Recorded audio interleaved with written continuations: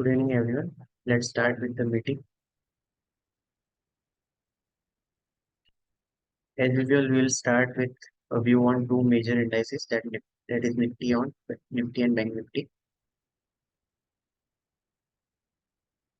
I hope the screen is clear. So this is the daily chart of Nifty. That means one candle represents one day. So if you remember last month when we had done this meeting, we had said that 22,126, which was the top made on 22nd February. And previously also in January, we had seen a top around this same level. So we were of the opinion that once this double top resistance of 22,126 crossed, then Nifty is good for next target of 23,000 to 23,100. And we had also said that 21,137, that is that was the low made in January was the immediate support. Nifty made a low of 21,530 on 14 February. From there it reversed and made a high of 22,297 and ended the month of February at 21,982. For the whole month of February, Nifty gained 1.2%. Subsequently, in the during the week, it made a fresh record high of 22,463 on the special trading session on Saturday and ended the week at 22,378. What is the outlook going forward? So, as I just mentioned, by crossing this hurdle of 22,126, Nifty has opened up further space till about 23,100 target area. And in our previous couple of meetings, we had also mentioned a major target of 24,800. So once 23,100 is achieved, then we will set our eyes on next major target of 24,800. What are the supports on the way down? 21,860. Recently, we had seen this bottom on 29th February. So this is the immediate support. And if in case this level breaks, then we will watch out for previous two bottoms, that is 21,530 and 21,137 as next downside levels to eye.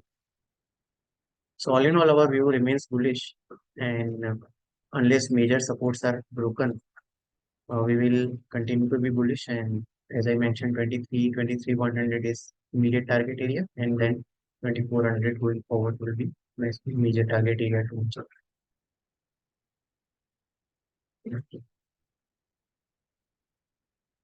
Another major index, Bank Nifty.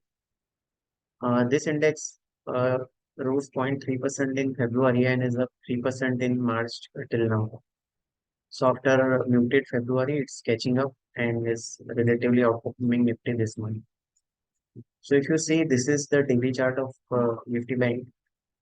Repeatedly, it has taken support in 2,200 EMA. This blue line is 200-day moving average, and it took support on this important support line twice. So this 200 DMA is now placed around 45,200. So this will be an important support going forward for Nifty Bank. On the higher side, the entire fall which we have seen from all-time high. If you take retracement level, Fibonacci retracement levels of this fall, 47,736, which is the 78.6% retracement level of this fall, which incidentally was tested today. So this is the immediate hurdle, and once that is taken out, then all-time high of 48,636 will be next target, and once 48,633 is taken out, then 49,150 will be next target. Now, some of the sectoral indices which we have been talking about for last couple of months.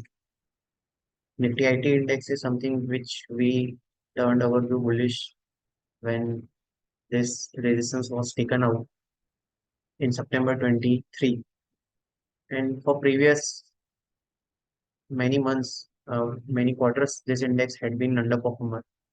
And when this scenario happened, we had aggressively turned bullish on this index, and we were of the opinion that this previous highs, which were made in January 22, and that were to 39,500, and this breakout happened at 31,600. So from 31,600, we have been working with this target of 39,500. Recently, the index touched a high of 38,660 on 19th February and is currently placed around 36,800. So as you can see from the chart itself that we have seen a very steep run up. So in the short term, some correction consolidation cannot be ruled out, but still we feel that the targets which we have set, though they are very near, they are not achieved. So in our opinion, any dip should be used.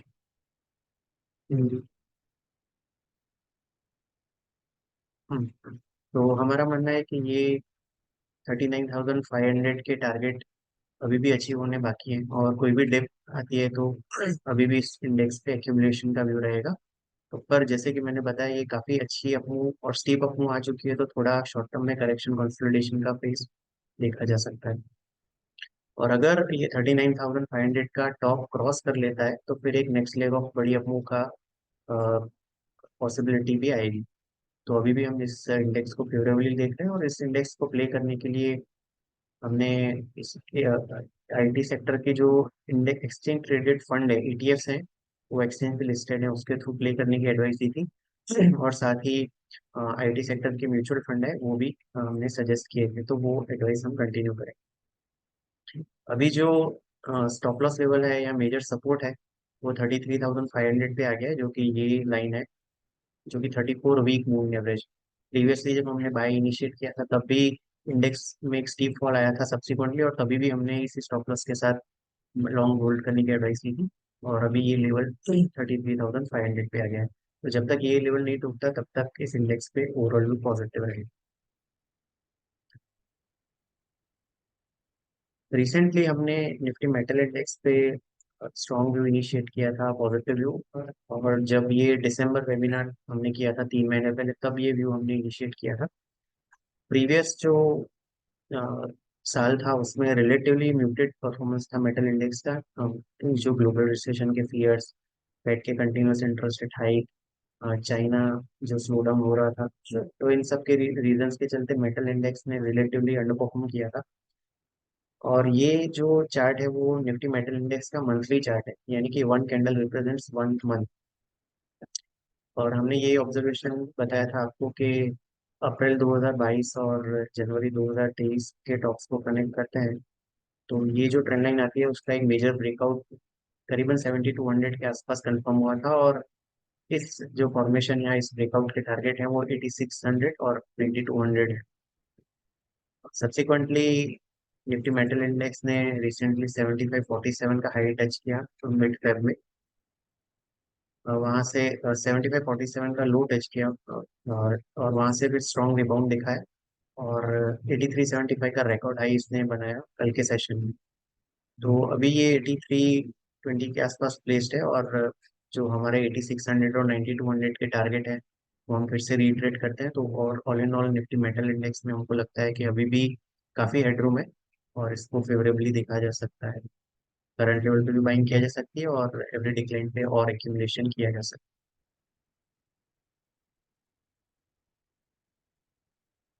PSU bank index में तो पिछले एक साल से हम काफी bullish हैं। Reason एक ही था कि इस इंडेक्स में एक डेकेड से ज्यादा का अंडर परफॉर्मेंस हमने देखा था। ये जो चार्ट है वो निफ्टी पीएसयू इंडेक्स का मंथली चार्ट है, और ये जो इनिशियल टॉप है वो 2011 में बना। आप देख सकते हैं 2011 से लेके 2022 तक ये इंडेक्स मेजर अंडर परफॉर्मेंस रहा है। यहाँ से रिकवरी जरूर से आई थी, पर ये जो ब्रेकआउट थे वो दिसंबर 2022 में कंफर्म हुए थे, और तब ये लेवल इसके 4150 के आसपास के थे। और जब भी ब्रेकआउट कंफर्म हुए तो हमने 7400 का मेजर टारगेट दिया था। और इंडेक्स कंटिन्यूसली आउट परफॉर्म कर रहा है बाकी इंडाइसिस को। फेब्रुआरी में भी इसने 10% की बड़ी छलांग लगाई, और 7333 का हाई इनफैक्ट इसने आज बनाया है। तो 7400 का टारगेट से ये काफी नजदीक है।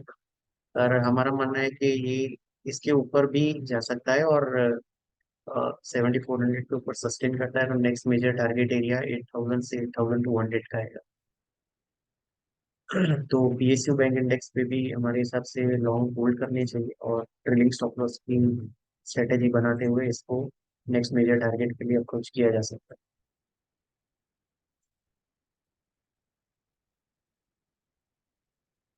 फार्मा इंडेक्स पे भी हमारा कंटिन्यूसली पॉजिटिव व्यू रहा है over last couple of months. इसमें ये जो चार्ट है वो फार्मा इंडेक्स का मंथली चार्ट है और ये जो इनिशियल टॉप है वो 2015 में बना था और ये 2021 में बना था। तो इन दोनों टॉप्स को कनेक्ट करते हैं तो ये जो ब्रेकआउट कंफर्म हुआ था वो करीबन 15,000 के आसपास हुआ था और तब हमने 21,800 का एक मेजर टारगेट से इसको लॉन्ग करने की एडवाइस दी थी। 18,300 इमीडिएट टारगेट था वो ऑलरेडी अचीव हो गया तो 21,800 हमने नेक्स्ट टारगेट बताया था। इंडेक्स में फरवरी में 6% की बढ़त देखी गई तभी ये 19,000 पे प्लेस्ड है। तो 21,800 के नेक्स्ट टारगेट के लिए इस पे अभी भी पॉजिटिव व्यू होल्ड करना चाहिए।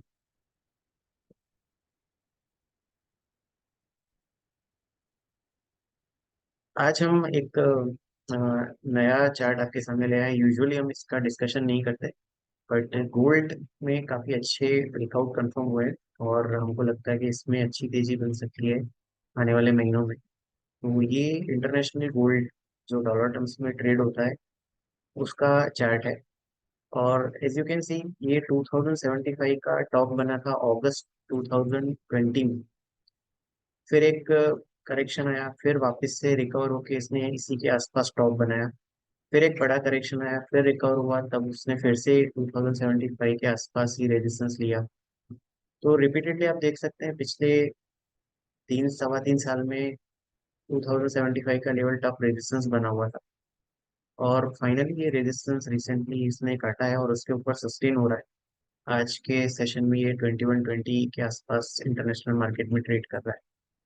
तो हमारे हिसाब से एक 3 साढ़े 3 सवा 3 साल का कंसोलिडेशन करेक्शन के बाद जब ये ब्रेकआउट कंफर्म हुआ है तो एक बड़ी टीम का पॉसिबिलिटी है और मेजर टारगेट हमको लगते हैं कि 2500 से 2550 डॉलर्स की इसमें आ सकता है। तो करीबन करंट लेवल से 20% की अपसाइड इसमें over next couple of quarters बन सकती है।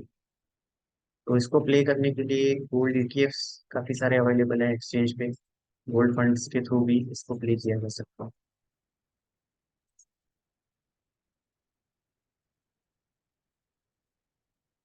अब आ जाता है जो हमारी तरफ से रिकमेंडेशन आती है प्रूडेंट के रिसर्च की टीम से उसको कौन कौन सी टाइप की रिकमेंडेशन होती है उसको एक ब्रीफली फटाफट से रिव्यू कर लेते हैं। तो ब्रॉडली ये 6 कैटेगरीज में आप हमारी सारी रिकमेंडेशन को क्लासीफाई कर सकते हैं। प्रूव आइडिया से शुरुआत करते हैं तो प्रूव आइडिया हमारा फंडामेंटल रिकमेंडेशन है जो 1 साल से ज़्यादा की होराइजन से होती है। ये प्योरली फंडामेंटल के बेस पे रिकमेंडेशन है जिसमें हमारी फंडामेंटल टीम कंपनी के balance sheet profit and loss cash flow ये सब स्टडी करती है। इसके अलावा मैनेजमेंट से मीटिंग भी होती है रिक्वायर्ड हो तो और उसके बाद मॉडलिंग करके आने वाले 2 3 साल के कैश फ्लो और अर्निंग्स फोरकास्ट करके उसके बेस पे फेयर वैल्यू एक डिराइव की जाती है और उसके ऊपर से रिकमेंडेशन दी जाती है। इसके बाद प्रोग्रो आता है जो 1 साल से कम का 3 से 4 क्वार्टर के होराइजन से जो रिकमेंडेशन हम देते हैं और ये टेक्नो फंडा फिक्स होती है जिसमें हम टेक्निकल एनालिसिस और फंडामेंटल एनालिसिस दोनों का यूज करके रिकमेंडेशन देते हैं।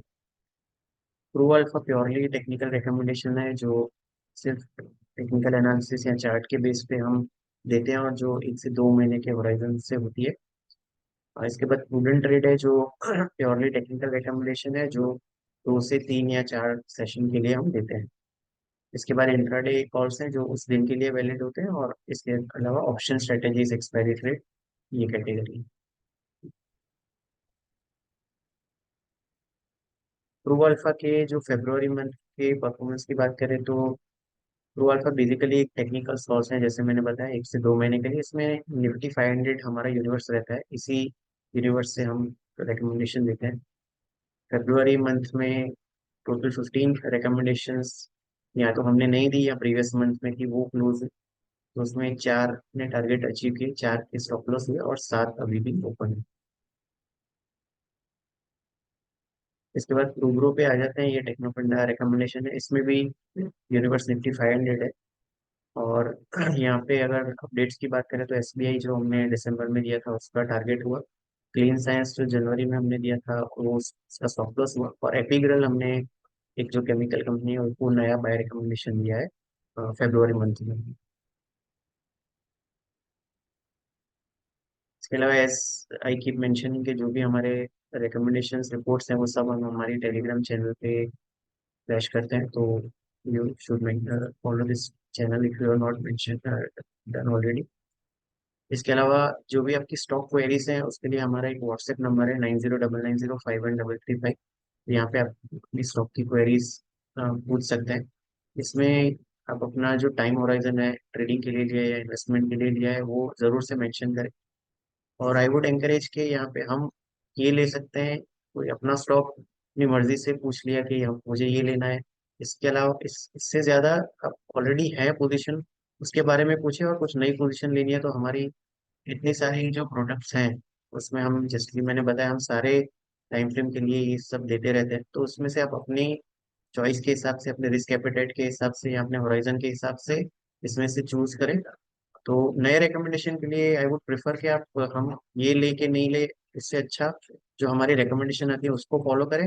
हाँ, ऑलरेडी कोई स्टॉक लेके आप इसमें फर्दर भी पूछना चाहते हैं तो डेफिनेटली और बेटर।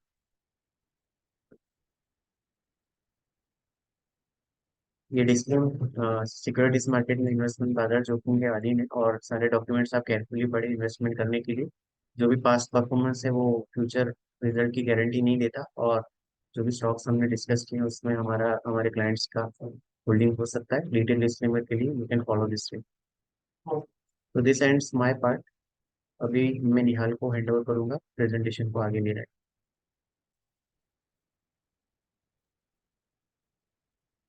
आज हम आज हम पहले देखेंगे कि मैक्रोज में, मैक्रो इकोनॉमिक सेंस में इंडिया का परफॉर्मेंस कैसा रहा है लास्ट 1 मंथ में। तो हम देखते हैं जीएसटी कलेक्शन एक प्रॉक्सी होता है कि हमारे कंट्री में इकोनॉमिक एक्टिविटीज कैसे आगे बढ़ रही है। तो इस महीने भी हम देखने जाए तो 1.68 ट्रिलियन रुपीस का कलेक्शन हुआ है। That is 12% higher than what it was last year in February। तो ये एक अच्छी साइन है हमारे इकोनॉमी की। ग्रोइंग ग्रोइंग इकोनॉमी दिखाता है। पिछले 6-7 महीनों से 1.6 ट्रिलियन के ऊपर ही हमारा कलेक्शन हो रहा है। That is a very strong sign जो लास्ट ईयर 2023 में कभी ऐसा नहीं हुआ था। तो इस सॉरी, लास्ट फाइनेंशियल ईयर में नहीं हुआ था। इस फाइनेंशियल ईयर में भी लास्ट 6 मंथ से कंजिक्यूटिव हम देख रहे हैं कि 1.6 ट्रिलियन से ज़्यादा हो रहा है। तो that is a good sign. फिर हम बात करें कि अभी मार्केट्स एक्सपेंसिव है या नहीं। तो जैसे एक प्रॉक्सी होती है इसकी भी कि जो 2008 में सिनारियो हुआ था तब हमारा market cap to GDP around 160% जितना हो गया था। तो वो लेवल्स अभी भी हम उस लेवल से काफी दूर हैं। और अभी वो लेवल्स अराउंड 110 प्लेस्ड है। तो अभी भी जहाँ भी पॉकेट हमें दिखे कि the stocks are looking good, इसमें ग्रो हो सकता है, तो उसमें हमें फंड्स डिप्लॉय करने से डरना नहीं चाहिए। और वो भी है कि हम वो लेवल पे, कि जो बलून हो गया था 2008 के टाइम पे, वो अभी बलून लेवल पे हम अभी पहुंचे नहीं है। दो मार्केट अभी ऊपर आया है, that is not purely based on a hype और एनीथिंग। वो हम अभी भी काफी केसेस में वो ग्रोथ जस्टिफाइड है। एंड हमें वही स्क्रिप्ट पकड़नी है कि जहाँ पे ग्रोथ जस्टिफाइड और आगे भी ग्रोथ हमको दिखता हो। तो हम देखते हैं कि इंडेक्स रिटर्न्स में कि लास्ट 1 मंथ में this time the trend has changed. काफी महीनों से हम देख रहे थे कि मिड कैप और स्मॉल कैप आउट परफॉर्म कर रहा था निफ्टी 50 को। जो ब्रॉडर इंडाइसेस थे इस बार उन्होंने अंडर परफॉर्म किया है। निफ्टी 50 ने लास्ट 1 मंथ में 2.7% आजू बाजू का ग्रोथ दिखाया है, जबकि निफ्टी मिड कैप ने 1.5% and Nifty small cap has gone down 2.6%, small cap 100। तो इसमें दूसरे वेरिएबल ये भी है कि जो एम्फी ने एक थोड़ा वार्निंग टाइप का इशू किया था कि जो सेबी कंसर्न थी about the froth of the broader indices की ब्रॉडर इंडाइसेस में अभी थोड़ा वैल्यूएशन फ्रॉथ आ गया है। तो इसके हिसाब से क्या आगे जाके फंड्स हैं उनमें ज़्यादा ग्रैन्युलर लेवल पे उनको डिस्क्लोज करना पड़ेगा हर एक म्यूचुअल फंड को कि वो कैसे अपने फंड्स डिप्लॉय कर रहे हैं स्मॉल कैप्स में, मिड कैप्स में, कैश सेगमेंट में, लार्ज कैप्स में। तो उसके हिसाब से हो सकता है। और जो रिडेम्पशन का रिस्क है कि जो फर्स्ट मूवर एडवांटेज किसी को ना मिले, उसके हिसाब से जो सर्कुलर सेबी ने डाला था उसके बाद क्या एक मिड कैप स्मॉल कैप में थोड़ा सा डिप हम देख पा रहे हैं इसमें। And is that going to continue और नॉट, वो आगे जाके टाइम ही बताएगा। But yes, there was a concern about the valuations of the mid caps and small caps from SEBI, and then AMFI ने भी उसके लिए जो फंड मैनेजर्स है उनको एक सर्कुलर इशू किया था। तो हम देखें कि भले ही इस बार भी भले इस बार वैल्यूएशन टर्म्स में जो मिड कैप 100:50 का हम हमेशा एवरी मंथ दिखाते हैं उसमें थोड़ा सा डिप आया हो, 2.2 टाइम से 2.22 टाइम से 2.20 टाइम्स हुआ हो। But then too it is far away from the long term average of 1.67। तो उससे काफ़ी अभी ऊपर है एंड वैल्यूएशन अभी भी रिच है। And same is the case for small cap. तो स्मॉल कैप इंडेक्स का भी जो देखें Nifty small cap 100 to Nifty 50 का चार्ट, तो इसमें भी 0.75 से 0.72 आया है। दैट इज अबव 0.62 जो उनका लॉन्ग टर्म एवरेज है। तो अभी भी कई स्पेसेस में हम देख सकते हैं कि over valued over bought territory में हो सकते हैं स्टॉक्स, और we have to identify that and we have to get rid of those stocks if you are holding it.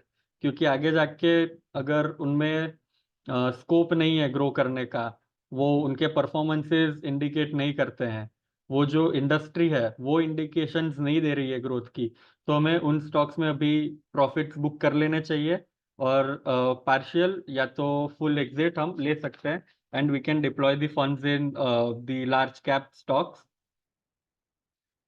तो ये एक टेबल है जो हम देख सकते हैं कि companies that have out performed Nifty 500 since the last 3 years। तो उसमें हम देख सकते हैं कि लार्ज कैप कंपनीज आर 13% के जिन्होंने निफ्टी 500 में आउट परफॉर्म किया हो, और स्मॉल कैप आर 35%। जब हम उसी टेबल में बात करें जो निफ्टी 50 को रिटर्न्स का आउट परफॉर्म किया हो, तो वैसे लार्ज कैप कंपनीज है 17 और स्मॉल कैप कंपनीज है 96, दैट इज 40%। तो हम देख सकते हैं कि small caps and mid caps have given good amount of returns in the last 2-3 years। So is that a froth like SEBI ने बोला था, या वो अपने मेरिट पे है? वो हर एक स्टॉक पे अलग अलग पॉकेट्स में वो डिफाइंड है। हम ये नहीं कह सकते कि हर एक small cap mid cap stock अभी ओवर वैल्यूड है या उनकी वैल्यूएशन जो अभी ट्रेड करे वो जस्टिफाइड नहीं है। बट यस, जो हमें एवरी मंथ हम कहते हैं ऑलमोस्ट कि we should go back to the stocks we are holding for the long term, और उनको देखना चाहिए कि वो जो अपटिक है वो जस्टिफाइड है या नहीं, वो अभी वैल्यूएशन जस्टिफाइड है या नहीं, उनमें ग्रोथ पोटेंशियल है या नहीं। And if we have any doubt for that, आप हमें कांटेक्ट कर सकते हैं, आप हमें व्हाट्सएप कर सकते हैं कि we are holding this stock with a long term view, is that is this stock worth holding और नॉट, अभी क्या हम इसमें से पार्शियल या फुल एग्जिट ले सकते हैं या नहीं, आगे इसमें पोटेंशियल दिखता है या नहीं। तो उनमें उन सब चीज़ों में हम आपको ज़रूर गाइड करेंगे। एंड जो फ्रेश एंट्रीज है वो लेते हुए भी आप एक बार अपने फंडामेंटल्स अपने खुद का एनालिसिस करें। उसमें आपको कोई डाउट हो तो आप हमें भी भेज सकते हैं वो स्टॉक, और हम आपको आगे गाइड कर सकते हैं। एंड जो हम प्रू आइडिया में रिपोर्ट्स भेजते हैं वो स्टॉक्स आप रिपोर्ट आप एक बार गो थ्रू कर सकते हैं, and if you are comfortable तो आप वो स्टॉक्स में भी अपना फंड डिप्लॉय कर सकते हैं। तो अभी अब Q3 का जो रिजल्ट सीजन था वो अभी फिनिश हुआ है। तो हम एक रिव्यू कर सकते हैं कि जो स्टॉक्स हमने प्रो आइडिया में दिए थे उन कंपनीज का Q3 में रिजल्ट कैसा आया है एंड स्ट्रीट्स ने उनको कैसे एक्सेप्ट किया है। तो HDFC बैंक, तो उनमें हम क्वार्टर ऑन क्वार्टर कंपेयर करें क्योंकि ईयर ऑन ईयर नहीं कंपेयर कर सकते, बिकॉज लास्ट ईयर वो एक मर्ज्ड एंटिटी नहीं थी। इन क्वार्टर्स Q3 Q2 में वो मर्ज्ड एंटिटी का हम नंबर्स कंपेयर कर सकते हैं। तो उनका रेवेन्यू ग्रोथ हुआ है, नेट इंटरेस्ट इनकम ग्रो हुआ है, निम स्टेबल है, नेट इंटरेस्ट मार्जिन स्टेबल है, नेट प्रॉफिट भी 2% से ग्रो हुआ है। बट स्ट्रीट ने उनको पनिश किया था जब उन्होंने अपना रिजल्ट पोस्ट किया था तब। तो उसका एक रीजन है कि उनके जो बोरोइंग्स थे, सॉरी उनके जो लेंडिंग्स थे, that grew at a very high pace, और उनके डिपॉजिट्स जो आए थे वो बहुत ही स्लो ग्रो हुए थे, और उसके हिसाब से उनका लिक्विडिटी रेशियो वो भी डाउन आया था, क्योंकि बैंक ने क्या किया था कि जो अपने सिक्योरिटीज थे दूसरे G-Secs और वो सब, उनको सेल करके भी थोड़ा लेंडिंग किया था। तो उसके हिसाब से स्ट्रीट में एक टेंशन आ गई थी कि how will the bank fund the loans in future, आगे जाके वो क्या करेंगे, उनका लिक्विडिटी रेशियो और नीचे आ जाएगा, कॉस्ट ऑफ फंड्स और ऊपर चला जाएगा अगर उनको डिपॉजिट्स अच्छे से नहीं मिल रहे तो उसके वजह से नेट इंटरेस्ट मार्जिन कॉन्ट्रैक्ट हो सकते हैं। ऑलरेडी उनके पास HDFC लिमिटेड से जो हाई कॉस्ट ऑफ फंड्स थे वो भी आए हैं, तो क्या आगे जाके निम्स कॉन्ट्रैक्ट हो सकते हैं या नहीं। तो दोज आर द थिंग्स के जो स्ट्रीट को कंसर्न किया था, और उसके हिसाब से 7-8% का करेक्शन आया था जब उन्होंने रिजल्ट पोस्ट किया था।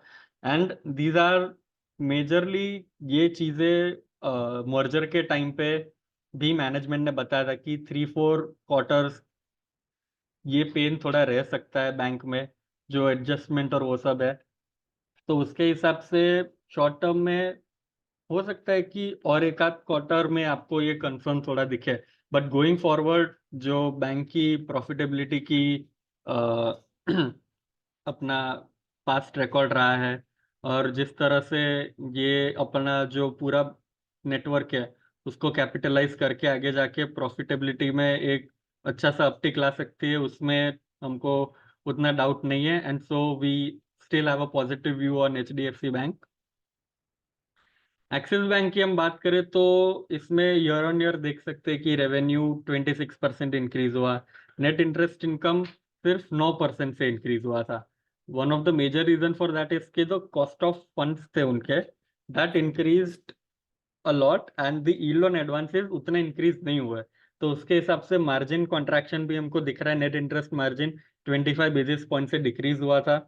एंड ये सब होने के बाद भी द सेम इज द जैसा केस HDFC बैंक के लिए था वही एक्सिस बैंक के लिए भी रहा है, उनके एडवांसेस ग्रो ज्यादा हुए उनके डिपॉजिट से। तो ये एक फिनोमिना हम कह सकते हैं कि थोड़ा देखने को मिल रहा है प्राइवेट बैंक्स में, कि वो डिपॉजिट्स उतने अच्छे से ग्रो नहीं हो रहे जितना एडवांसेस ग्रो हो रहे हैं, और उसके हिसाब से they have to give they are giving higher what is deposit rate, कि अट्रैक्ट करे वो डिपॉजिट्स को। एंड उसके हिसाब से इधर हम निम कॉन्ट्रैक्शन देख सकते हैं। तो ये एक भी थोड़ा सा स्ट्रीट को पसंद नहीं आया था कि निम्स कॉन्ट्रैक्ट हुए थे। And the net profit as well was up by 4% against 9% of NIMs. तो वो एक ऑपरेशनल कॉस्ट उनके जो थे उसमें एक अपटिक आया था 30% जितना year on year.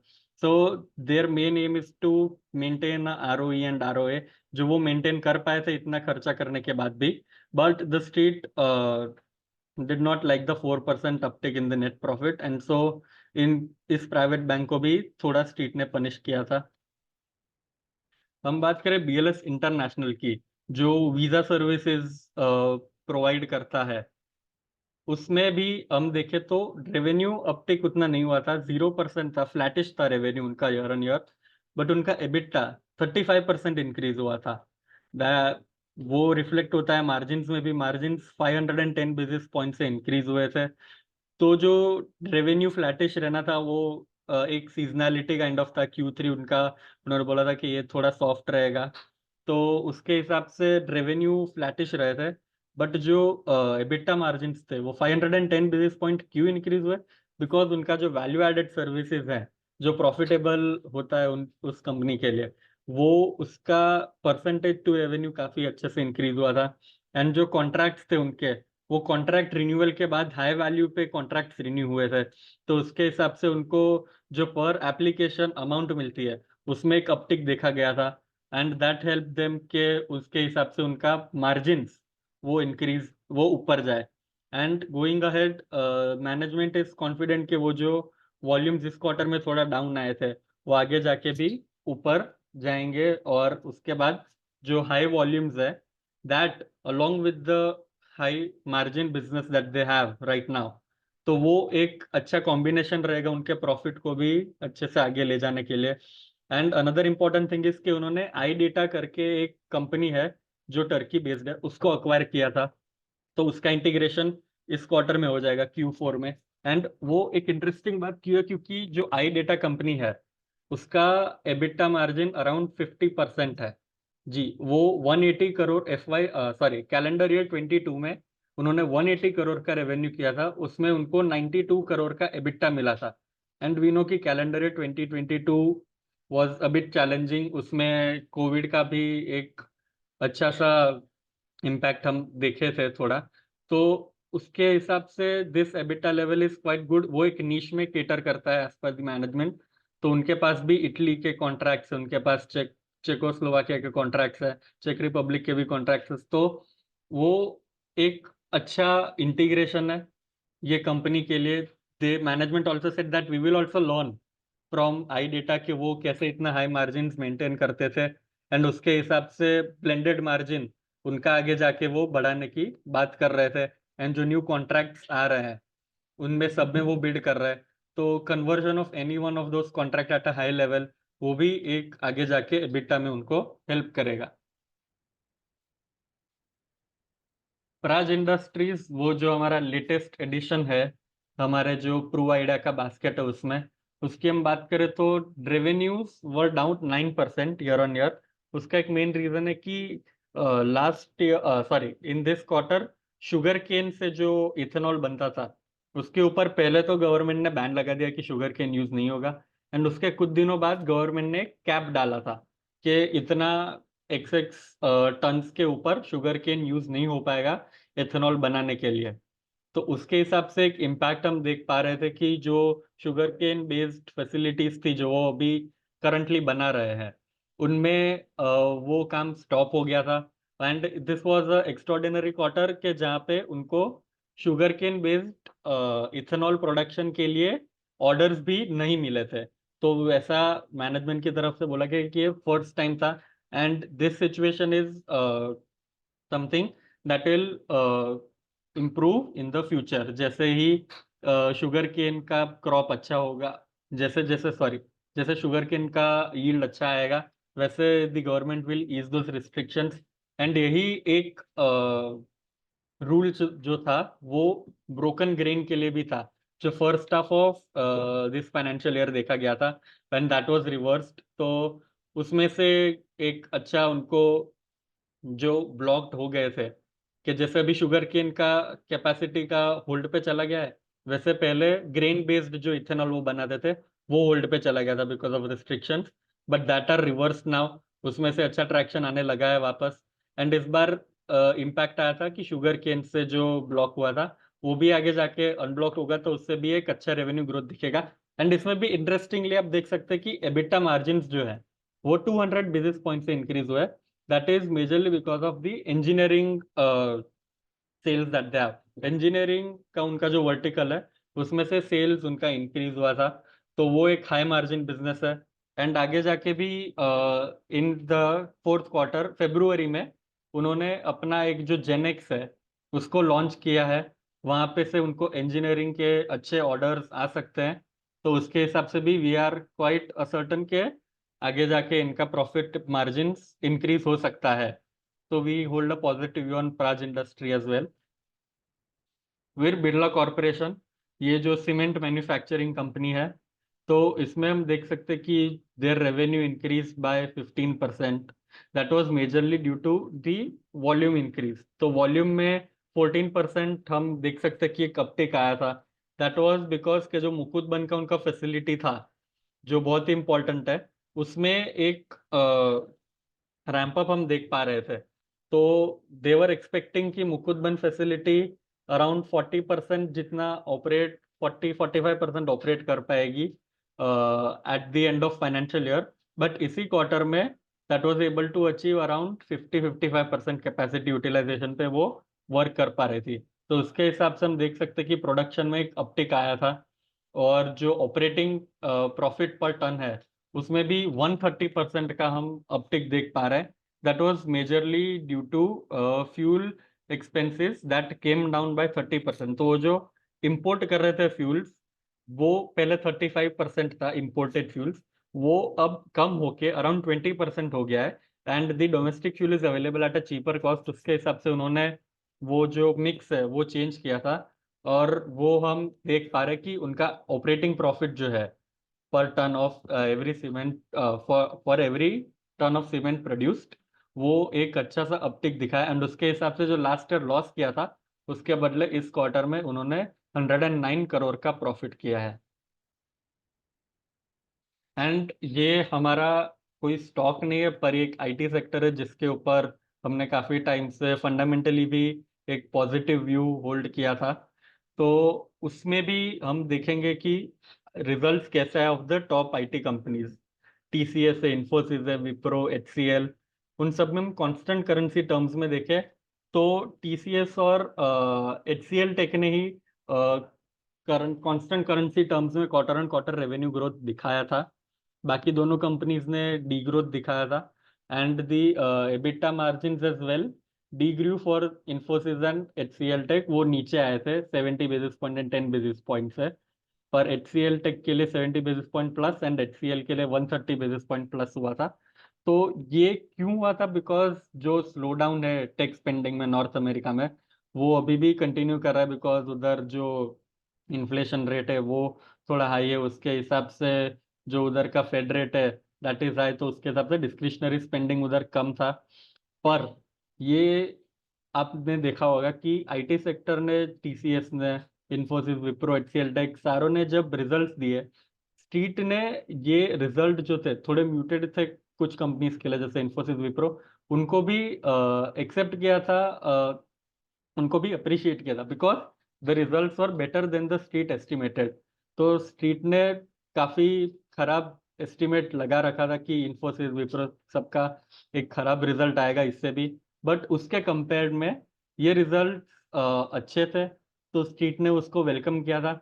And what happened again इसके in the month of December और सो, तब फेड ने एक इंडिकेशन दिया था कि 2024 में रेट कट्स होंगे, majorly later part of the year में होंगे, बट वो इंडिकेशन से भी जो आईटी के इन्वेस्टर्स थे वो एनकरेज हुए थे, एंड दे सॉ के जैसे ही फेड का रेट कट आएगा वो एक अच्छा साइन होगा आईटी सेक्टर के लिए, because discretionary spending of these companies will come up, and उसके हिसाब से टीसीएस, इन्फोसिस, विप्रो, ये सारी जो कंपनीज है उनका एक अर्निंग्स में इजाफा आएगा आगे जाके। तो हम बात करें अभी जो हमारा एक काफी टाइम से फेवरेट सेक्टर था, वो वो बैंकिंग रहा है। कुछ महीनों से, 2-3 महीनों से हम रिपीटेटिवली ये बता रहे हैं, and again we see that.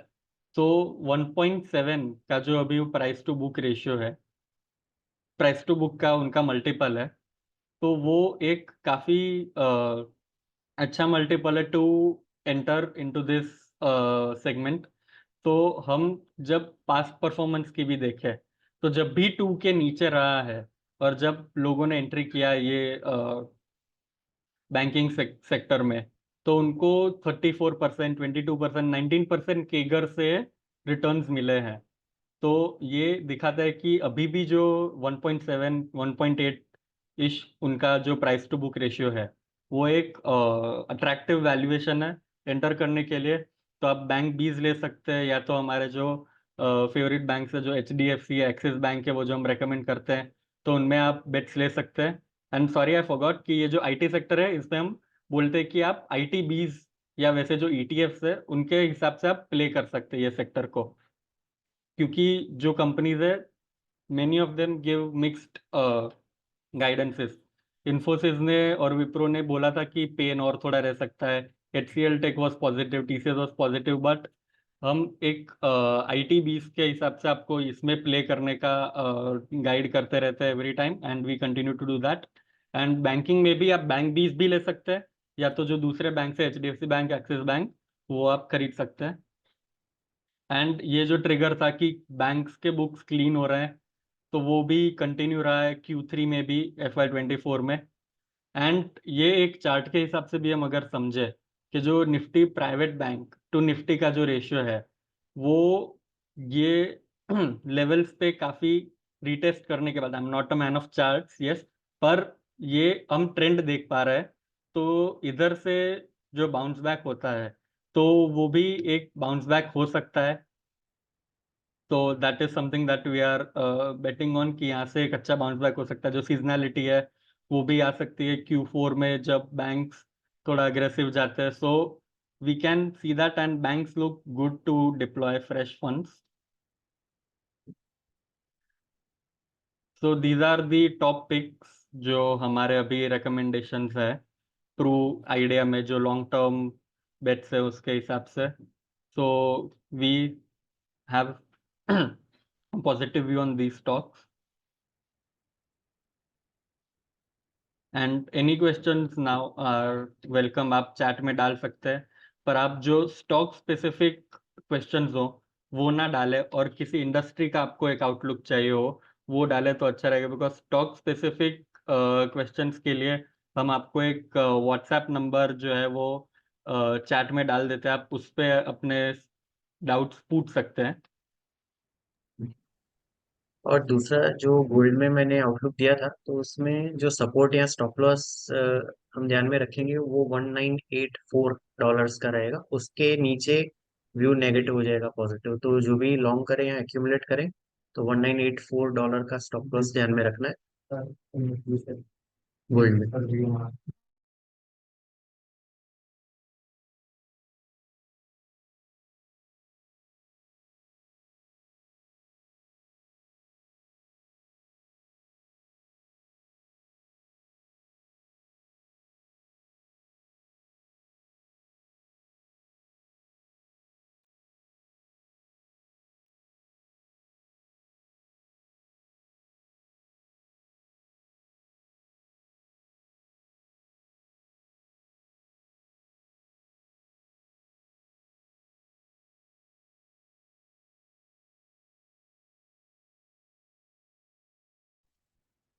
There is a question on chemical sector, stating the view chemical industry के बारे में. So basically, a lot of all these chemical players, which are their specialty chemicals or basic commodity chemicals, a large part of it is exported, and there were some problems in the last year because the demand was less, and already these players were stocked up in terms of inventory, and that's why the sales got impacted last year. However, we expect that from this year, the margins plus the demand recovery should happen at a gradual pace, but it should happen. And the valuations in the chemical space are attractive. So, if one wants to take some bet on the chemical sector on a specific stock, he can WhatsApp that stock to us, and we will revert on that. But broadly, that sector, FMCG plus chemical sector, valuation wise, are attractive right now. Somebody has asked about defense sector. So the runway, so defense sector may basically the orders which HAL or any other company which has got is humongous. Now execution is the key right now, because they will recognize revenues on the basis of the execution which takes place, and the expectations are running high uh, from the analyst community that these players should at least compound earnings at a very high rate. So if the execution pace is slow, then a lot of expectations are already built into the stocks.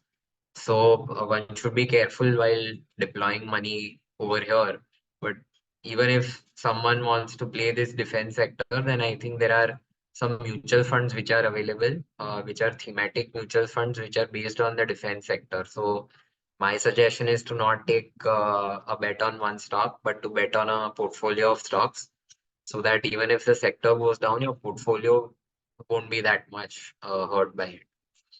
So that is the way defense sector can be played into. And as far as the energy sector is concerned, uh,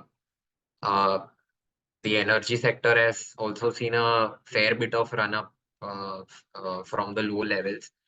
And there also, the valuations are becoming a bit uncomfortable. So again, if one wants to take exposure to energy sector, there are a lot of funds which are there, which got NFO'd currently, like the SBI Energy Fund or any other energy fund which is available. Those thematic plays, if one wants to do, then one should buy. It's better to buy it through a mutual fund.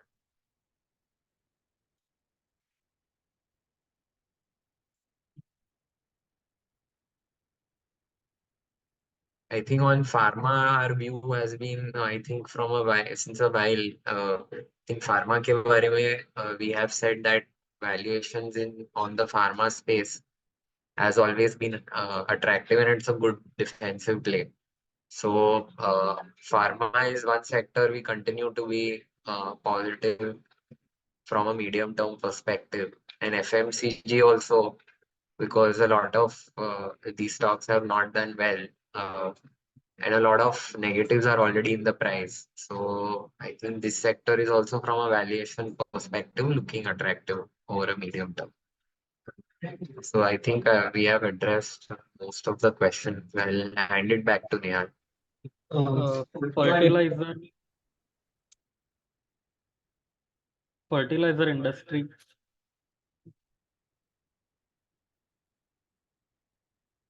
हाँ, fertiliser industry का एक question है.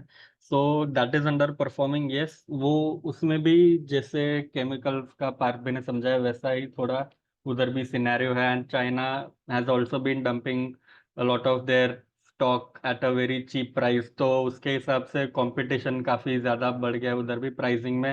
And जो stocks है वो भी dealer level पे काफी बढ़ा रहा है. तो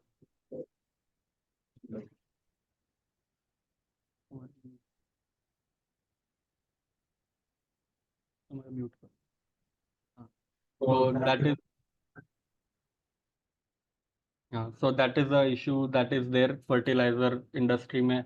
and yes, वो अंडर परफॉर्म किया है. एंड हमारे एक प्रू ग्रो में भी, सॉरी, दिवाली स्टॉक पिक्स में सर ने भी एक दिया है GNFC. So what is his view going forward वो बताएंगे. एंड मीडिया शॉर्ट टर्म के लिए भी वो आगे बताते हैं.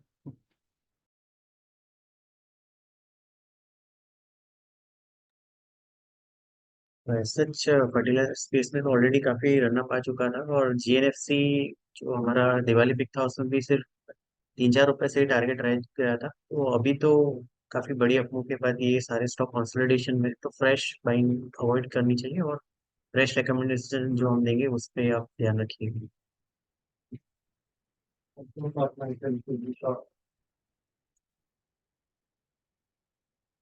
एक क्वेश्चन है कि ऑटो फार्मा और FMCG पे शॉर्ट टर्म व्यू क्या है. तो फार्मा पे तो जैसे हमने अपने प्रेजेंटेशन में भी डिस्कस किया, पॉजिटिव व्यू है. अ, नीचे से रनअप आ चुका है हमने जहाँ से इनिशिएट किया था, पर अभी भी हेडरूम है. तो वहाँ पे अभी भी पॉजिटिव व्यू है, और फायर इंडेक्स का या एक्यूमुलेशन का व्यू रखना चाहिए. ऑटो इंडेक्स तो काफी बड़ा आउटperformer रहा है. इनफैक्ट मैं अभी इसके स्टेटिस्टिक्स देख रहा था, तो लास्ट कैलेंडर 23 में भी बड़ा बड़ा रिटर्न बना था, और इस साल भी ये इंडेक्स काफी अच्छा आउटperform कर रहा है. तो ऑलरेडी फ्रेश बाइंग के लिए तो रिस्क रिवार्ड रेशियो फेवरेबल इतना नहीं है, पर जो भी पोजीशन है उसको ट्रेलिंग स्टॉप लॉस से होल्ड कर सकते हैं. निफ्टी FMCG इंडेक्स ने रिलेटिवली अंडर परफॉर्म किया है. ये साल ये अभी तक करीबन 6% डाउन है, दो लास्ट ईयर इसने 29% कैलेंडर 23 में रिटर्न दिया था. तो मेनली हमारे हिसाब से अभी भी ये थोड़ा शॉर्ट टर्म के नजरिए से डाउन ट्रेंड में है. दो मेजर लॉन्ग टर्म सपोर्ट जो 200 डीए में हम ट्रैक करते हैं, एफएफसीडी इंडेक्स अभी 53,678 पे है और इसका 200 डीए में काफी नजदीक है, 53,000 के आसपास। तो बड़ा सपोर्ट नजदीक में है। पर जो एक पॉजिटिव मोमेंटम आने के लिए ऊपर के साइड के रेजिस्टेंस क्रॉस होने चाहिए। तो शॉर्ट टर्म के लिए अगर किसी को लेना है तो मेरे हिसाब से ये इंडेक्स जब 54,600 के ऊपर चलता है तो फिर इसको फेवरेबली देखा जा सकता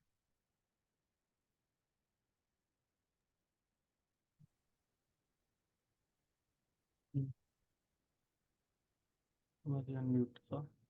हाँ, एंड एग्रीकल्चर सेक्टर का एक क्वेश्चन है, तो यस उसने भी अंडर परफॉर्म किया। हम देख भी सकते कि जहाँ पे इंडिया का जीडीपी Q3 में ग्रो हुआ बाय 8.4%, तो प्राइमरी सेक्टर का ग्रोथ वाज वेरी टेपिड, वो 1% के भी थोड़ा नीचे था। तो एग्रीकल्चर सेक्टर डिपेंड करता है काफ़ी सारे फैक्टर्स पे जो अनकंट्रोलेबल है, जैसे रेन है, जैसे कि दूसरे नेचुरल फैक्टर्स है, उस पर डिपेंड करता है। तो वो उस पे एक थोड़ा व्यू ले पाना वो थोड़ा डिफिकल्ट रहता है, because those that industry has a lot of uncontrollables that you have to take into consideration. Demerger possible effect, तो ये जैसे टाटा मोटर्स है उसका क्वेश्चन जो भी हो आप, स्टॉक स्पेसिफिक जो भी हो आप पूछ सकते हैं, मैं व्हाट्सएप पे।